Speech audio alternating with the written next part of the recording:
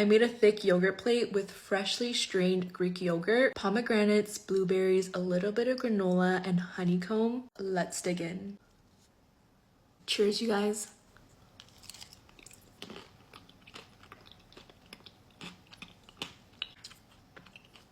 Oh my goodness, this is amazing.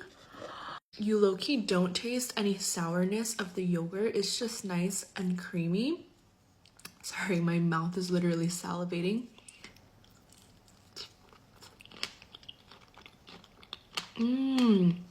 This was honestly so easy to make too. I didn't have my own yogurt strainer, so I did a little DIY situation. Just look how thick that yogurt is. I know some people call it dry yogurt, but it's not dry at all. It's very creamy.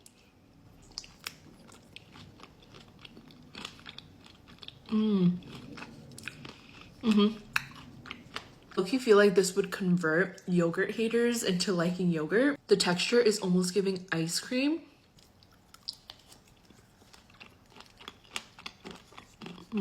Last bite.